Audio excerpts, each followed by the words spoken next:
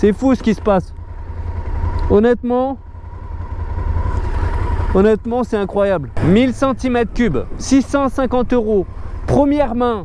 Je sais pas si tu vois quelque chose à la GoPro. En plus, tu as mes cheveux dans la gueule. C'est assez agréable à conduire, honnêtement.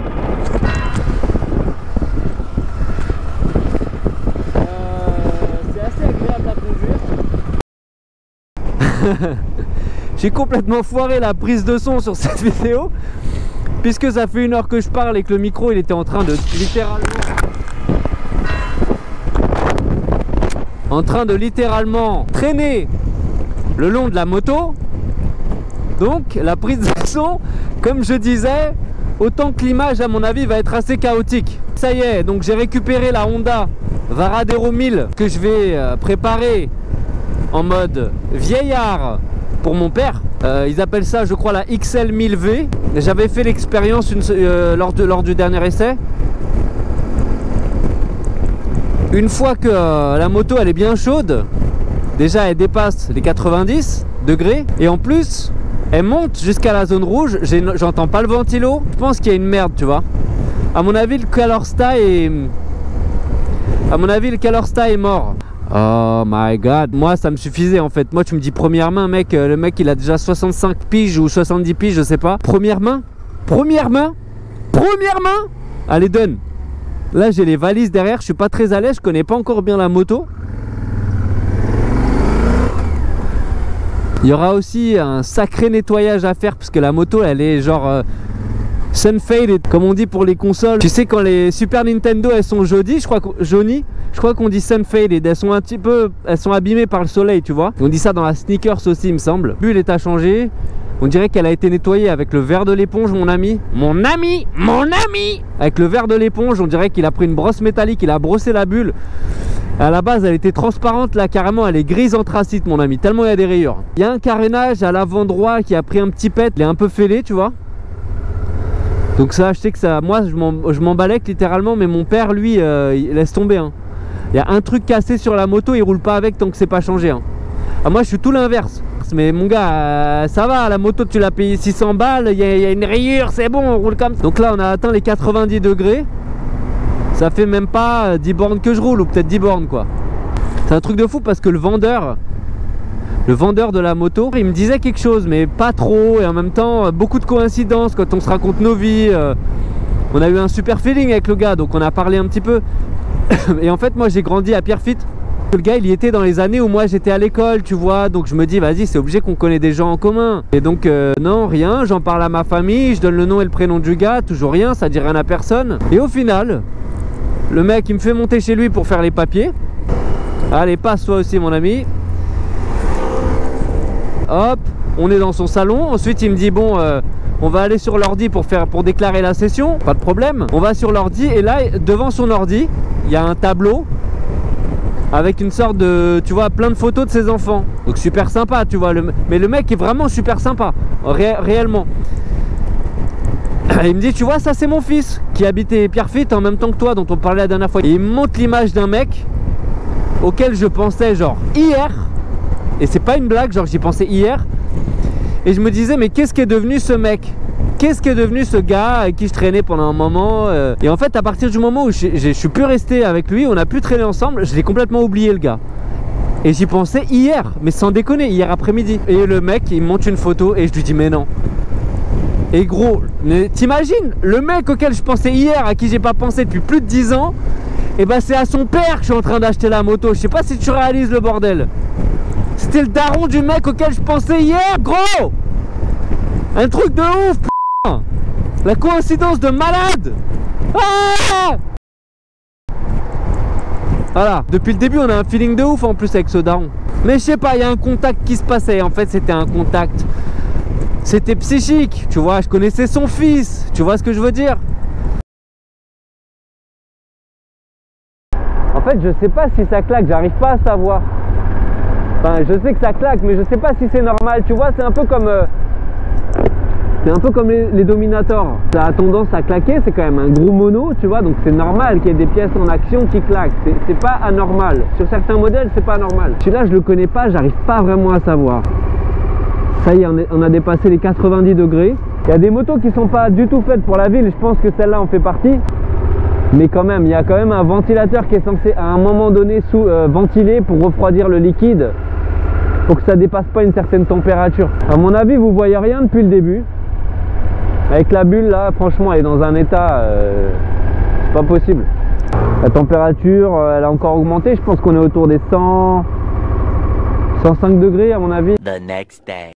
On y est, on y est. On est le jour où je montre la moto que j'ai achetée pour mon père, qu'il n'a lui-même pas vue. Donc là, on prend la route pour le Val d'Oise. Allez. Mon père, je pense que je vais arriver avant lui. Je vais commencer à laver la moto parce qu'elle est vraiment dégueulasse. Déjà, je pense que l'ancien propriétaire ne la lavait pas toutes les semaines, ce que je peux largement comprendre. Elle a aussi été stockée de 2018 jusqu'à 2023, jusqu'à ce que je la sorte de son garage. Là, il fait super bon, les beaux jours reviennent, j'ai l'impression. J'espère que ça va durer un petit peu. Se prendre des bons rayons de soleil dans la gueule là en pleine journée quand tu commences à être fatigué et tout. Tu prends des bons coups de soleil dans la tronche. Qu'est-ce que ça fait du bien. Cette sensation là, quand tu sens les rayons qui te réchauffent la tronche. Tu vois ce que je veux dire? Le rayon sur ta joue, il te fait un plaisir fou, incroyable. Non, non, non, ça c'est un des plaisirs dans la vie ça. Se faire cramer par le soleil, oh là là là là. Et après c'est sûrement un plaisir de parisien, tu vois. On veut bien souvent ce qu'on n'a pas. Après je connais pas beaucoup de gens qui rêvent d'habiter en Île-de-France. Genre, moi mon goal dans la vie, c'est d'habiter en Île-de-France. What? Frérot, j'ai jamais rencontré quelqu'un qui m'a dit ça. Oui, je vais aller dans le sud. Oui, je vais aller dans le sud. En fait, il n'y a que le sud. Tout le monde me parle du sud. Moi-même, je vais aller dans le sud. Marseille, c'est incroyable.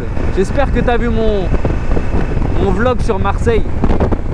Voilà, bon, je parlais de soleil, je parlais du sud. Là, on arrive à Saint-Denis. S'il vous plaît. Bonjour, Saint-Denis. Bon. Alors là, j'ai fait un test. J'ai mis un micro cravate dans mon casque. J'espère qu'il y ait encore déjà, parce que j'en ai aucune idée. Et également, j'espère que le son ne va pas trop saturer, parce que j'ai tendance à gueuler. Moi, je suis un petit peu un gueulard. Alors, c'est un micro que j'ai acheté en fait sur Vinted, en même temps que le Mediamod que j'ai rajouté sur la GoPro. C'était un lot. C'était Vinted ou Le Bon Coin? Le Bon Coin, je crois plutôt. 60 balles. Donc 60 balles, j'ai dit vas-y, on va tester. De toute façon, je serais pas perdant, tu vois. T'as vu cette bulle là, comment elle est jaunie? C'est un truc de malade. C'est un truc de ouf, hein. Je sais pas si je vais pouvoir rattraper ça. Mais déjà, une fois que ça sera fait, elle aura une meilleure mine. Parce que là, franchement...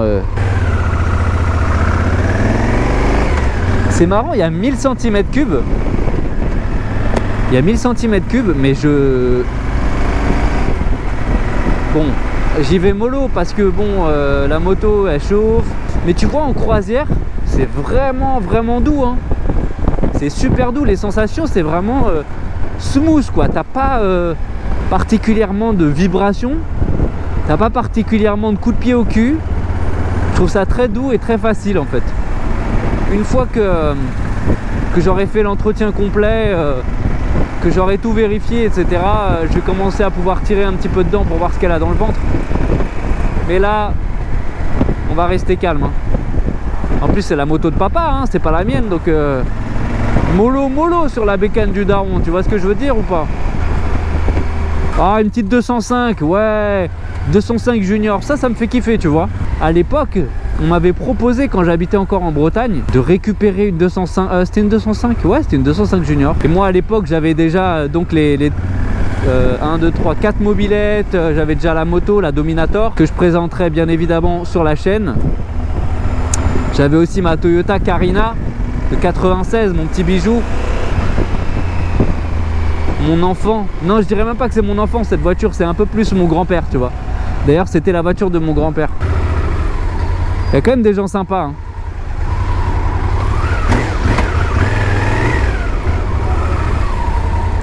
Alors là, je crois Je crois que ça passait pas.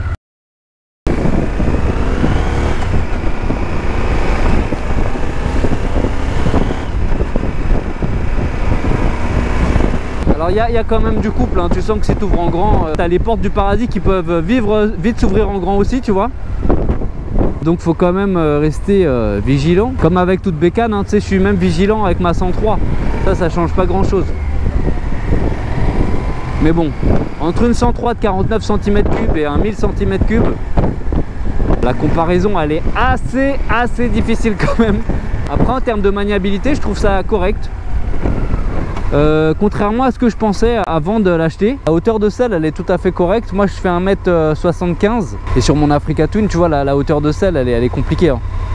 Je me suis déjà biché à l'arrêt, hein. Tu fais un demi-tour sur un trottoir un peu en pente, tu vois, il suffit que tu aies un bateau, tu as fait un renfoncement sur le trottoir qui remonte, hop, j'ai essayé de faire un demi-tour là, mec, je me suis biché comme never. Là j'ai les deux pieds à plat par terre. La distance guidon assise, je trouve qu'elle est plutôt bien faite. C'est vraiment une bécane pour le cruise, tu vois. T'as un bon angle, t'as une bonne position en fait. T'es pas trop penché, t'es pas trop en arrière. Voilà, t'as le dos plutôt droit. Non, franchement, c'est agréable. Je sens la moto qui chauffe. Je sens l'odeur de l'eau qui coule sur le tuyau d'échappement. Il n'y a pas de fumée, mais ça, c'est un truc qui trompe pas, tu vois. Une odeur de chaud un petit peu, tu vois. Il va falloir que je vérifie le niveau d'eau arrivé à la maison. J'ai pas confiance. Honnêtement, j'ai pas confiance. C'est sûr qu'il y a un problème de chauffe. Comme je l'ai expliqué, j'ai mon aiguille de température qui monte peu à peu. Déjà, ça met du temps à chauffer. Ce qui me fait penser au fait que le calorstar reste ouvert en fait. Tu vois, la moto, elle n'a pas le temps de monter en température. Tu vois, l'eau ne chauffe pas déjà. Ensuite, arrivé à 90 degrés, 100 degrés, 110 degrés, le ventilateur ne s'active pas. Ah tiens, j'arrive à voir le kilométrage. 109 000... Non, je vois rien du tout. Lui, je vais le laisser passer. Alors j'avais lu là que la Varadero elle n'était pas prédestinée à faire de la ville, qu'elle aimait pas ça.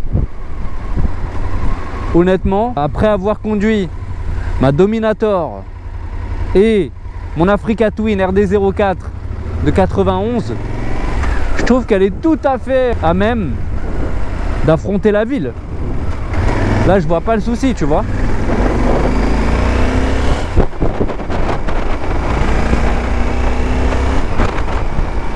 Non, franchement, je vois pas le problème. Après, peut-être que c'est un rapport avec la chauffe ou le fonctionnement du moteur. Le bicylindre en L, peut-être qu'il n'aime pas, enfin, je sais pas, mais peut-être que les plages utilisées pour la ville sont pas top pour le bon usage du moteur. Mais franchement, moi, je la trouve tout à fait agile. Voilà, l'aiguille de température, elle est une barre avant la zone rouge. Et là, ça commence à claquer. C'est bizarre, hein, ça claque à chaud. Un cliquetis léger, mais cliquetis quand même. La maladie là-dessus, c'est donc les tendeurs de distribution. Les régulateurs comme toutes les Honda. Pompe à essence, évidemment. Alors, j'ai lu dans l'historique de cette moto, j'ai demandé au vendeur d'aller demander au garage dans lequel il entretenait cette moto de récupérer un maximum de factures. Les deux dernières, je crois, donc elles datent de 2011 et 2012, si je ne me trompe pas. Dans ces factures, il y a eu une facture à 750 balles et une facture à 550 balles. Celle-là de 750. Changement de régulateur. Changement de la pompe à essence. Révision complète. J'ai pas vu que les soupapes ont été faites par contre. Donc ça, je vais le faire moi. Et dans celle à 550, changement du... Bonjour. Changement du... J'ai dit bonjour comme un DRH. Changement du kit de distribution, n'importe quoi. Changement du kit chaîne, synchro carbu et révision complète. Et réglage des richesses, etc. Donc réfection de la carburation. Alors je pense que les joints, ils n'ont pas été changés. Voilà, c'est quand même des grosses révisions, quoi. Et la moto, elle avait 96 000. Là, aujourd'hui, elle en a entre 100 et 105 000. J'ai du mal à lire le compteur parce que l'écran cathodique est HS. On voit le premier chiffre, le 1, et après 1, 0, quelque chose. Là, on va pouvoir prendre un peu de vitesse ici. Ouais, là, j'entends le cliquetis, clairement. Pas très rassurant. Bon, l'aiguille là elle monte pas parce que je roule un peu plus vite. Il y a du vent frais qui vient refroidir le moteur.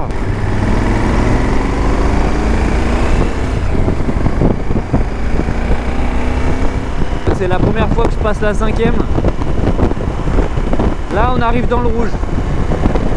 Je vais ralentir, redescendre un peu de régime moteur, laisser le moteur refroidir un peu. Il faut s'occuper de ça rapidement là. Arrivé à bon port. Comme ça vous pouvez bien voir la Varadero, l'état dans lequel elle est, l'état de poussière. L'état de... Ah, l'état 2 quoi.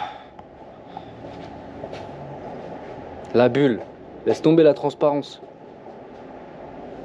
Franchement...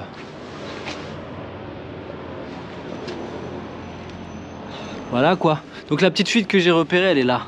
Tu vois? Là ça pisse là. Et c'est de l'eau, c'est sûr et certain. Donc à mon avis, mon problème de chauffe, il veut bien dire quelque chose. Et c'est forcément lié à ça, il n'y a pas de doute. Voilà, donc les 3 gros top case. La largeur du bordel, franchement. Mon top case, il est ouvert. Ah ouais, d'accord, j'étais pas au courant. Franchement, c'est massif. Hein. Et là, le problème, il est là, sur l'écran. Tu vois, quand je mets la key inside, ben, j'ai écran noir. Comme si quelqu'un s'était assis sur l'écran. Je sais pas si on peut bien voir là l'état de poussière du truc. C'est vraiment genre... elle est restée vraiment immobilisée pendant un bon moment quoi. Là c'est pareil. Tu vois. Et donc oui, les trucs qu'il y a à faire. Donc j'ai la fuite ici. Mon frein arrière, il est mou comme pas possible. C'est un système, je crois qu'ils appellent ça SBS, où quand tu appuies sur la pédale de frein, en même temps ça freine à l'avant. Enfin, c'est une répartition du freinage. Tu vois, du LCBS, ils appellent ça. Comme combiné, système de frein combiné. J'ai le levier qui est tordu. Donc ça, c'est à changer. Qu'est-ce que j'ai encore? Voilà, c'est à peu près tout. Bah, c'est parti pour un petit lavage. Hein.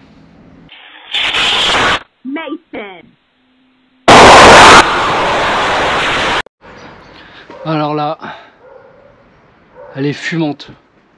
Elle a pris un bon coup de lavage.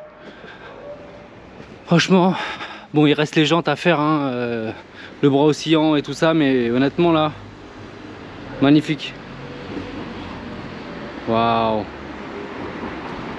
Regarde-moi ce shot!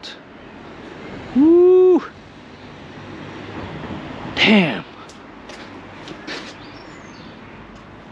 Waouh!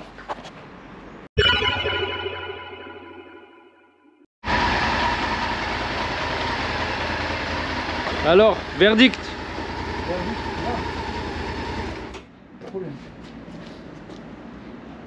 Bientôt l'essai sur route, d'ici 3-4 mois que la passerelle soit passée. Ou alors un jour il se laissera tenter peut-être. C'est pas sûr hein. Bon ça va, elle est pas trop haute. Ah pas du tout. J'ai l'impression que ça va être haute. Non? Si elle est plus haute l'autre. La Dominator. Il valide. Alors il valide. Bon les amis, voilà. Deuxième vidéo sur la Varadero. La prochaine étape, c'est le démontage, c'est la mécanique, c'est voilà, l'ouverture de la moto, l'ouverture, on va découvrir le trésor à l'intérieur, on va voir ce qu'elle cache. À mon avis, on va avoir des surprises. De toute façon, je vais faire un suivi vraiment avec tout, les devis que je vais faire, combien ça me coûte, combien d'heures je vais y passer, les problématiques que je vais avoir. Ça va être intéressant, je pense. Et puis voilà, sur ce, on se voit très bientôt. Pour l'instant, une vidéo par semaine. Je tiens. Je vais essayer de tenir le plus longtemps possible. Un jour, 2 vidéos par semaine. Là, je serai dans une bonne moyenne, ce sera au top. J'ai plein d'autres formats, j'ai plein d'autres contenus qui sont en cours de chargement. Voilà, je suis assez polyvalent, je fais plein de trucs et j'ai vraiment plein de choses à montrer. Du coup, ça va être une chaîne qui va un petit peu changer, à mon avis, des autres. Voilà, je crois qu'on a fait le tour. Voilà, prenez soin de vous et de vos proches, attention sur la route et on s'attrape la semaine prochaine. Boum, bao!